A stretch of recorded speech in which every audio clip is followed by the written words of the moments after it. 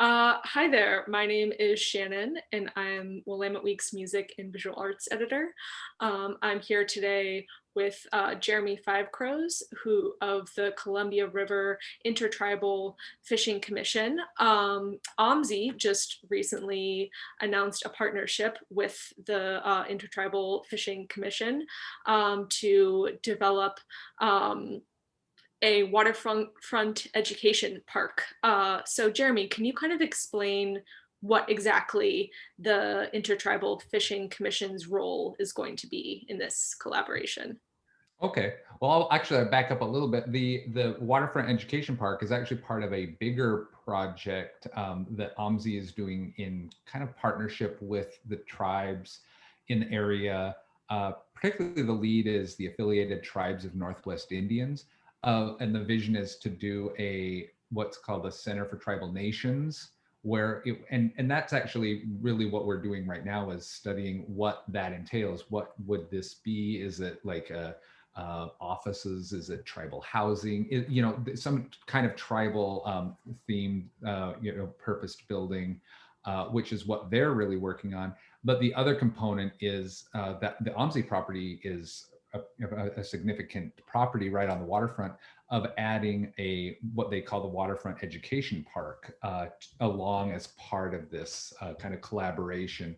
And so that's actually why the Columbia River Intertribal Fish Commission got asked to be involved in it because we our commission we represent four treaty fishing tribes that have treaty fishing rights in the Willamette as well. And it's the Yakima, the Umatilla, the Warm Springs, and the Nez Perce tribes. And so, like, a lot of people don't know that. They might know that maybe the Warm Springs, being geographically closer, would have treaty rights, but the Nez Perce, even over in Idaho, and Yakima up in central Washington, also have treaty rights there. And so, the commission was established to not only protect our treaty right to fish, but also to kind of help protect and restore fish and the rivers where the fish live. Because if we don't have any fish, then it's like not having a treaty right. And so it's kind of like, the double-edged sword there. And so we saw this as this great opportunity, one of kind of being able to promote that tribal connection to salmon and to salmon culture, but also because this will involve like some river restoration, habitat restoration, kind of restoring that. The tribes have expertise in that because of our work in doing those very things in the interior part of the Columbia Basin. And then also kind of like by extension, because it's such a public, it's right on the greenway and people will be walking by, of being able to, that people will be able to learn about that and then hopefully kind of foster their own kind of connection and like kind of a deeper connection to the river and kind of like that spiritual connection. Because, it takes all of us kind of making that kind of connection that's going to be required to do a lot of the hard work of like truly restoring the watershed. So, what are the main things that you're hoping that Portlanders will learn or discover from this collaboration? Well, I think I would hope that they gained a closer connection to the river, maybe an awareness of the long history that the tribes, the first peoples of this area had, particularly to this river, and then to just to like see this as an example of what an urban river, a restored urban river is capable of. Um, a lot of times when I give presentations, I talk about like how what drives the tribes for restoring and protecting the salmon and the river is this kind of like spiritual, emotional connection and obligation that we feel we have to the natural world and our place. And so this hope that if we can instill that level of connection to others, then we've kind of succeeded in kind of making even more advocates to like advocate for a river that's with a clean river, healthy salmon runs. That's kind of like deeper level than just going, oh yeah, you know, it's really a good thing to have clean water, but to like kind of really make that part of kind of who you are as a responsible resident of this place, and to kind of act like a resident, that this is your home.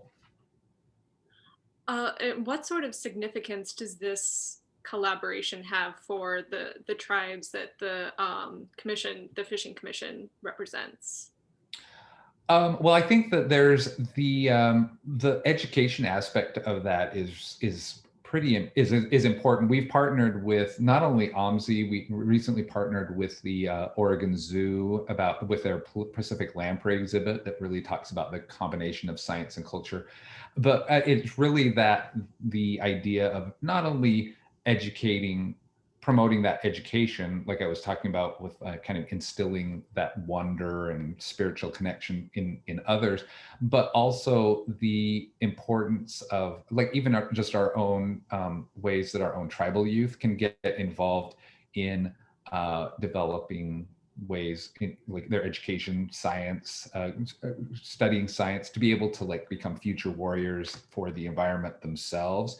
And so partnerships like this with like a learning organization like OMSI and all of its youth programs fostering science education is a great match in that regard as well, of like not of helping tribal youth as they go into those fields. And I know you said you're still kind of sussing out the details of what exactly this will look like, but what sort of timeline are we looking at here?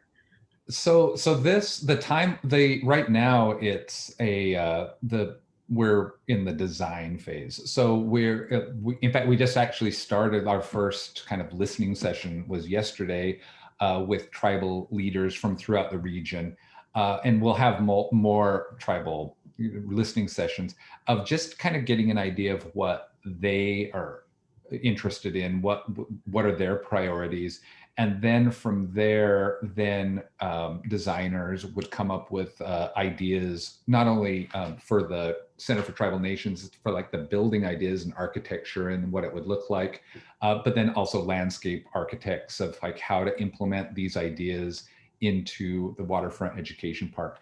That'll be probably an 18-month timeline, and it's just design, and it's not guaranteed at the end that that it'll be built. It'll just be that there'll be a physical design and a proposal that then will be used to go on for fundraising efforts to be able to kind of implement the project. So it's still a few years down the line. This is just kind of like laying the groundwork of what we're fundraising for. What are your hopes of what the end goal is going to look like?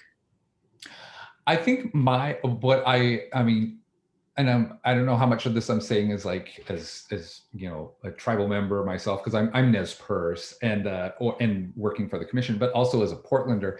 But I think that the idea of having a beautiful tribal inspired building and a restored waterfront along that stretch is so it would be so significant for the city.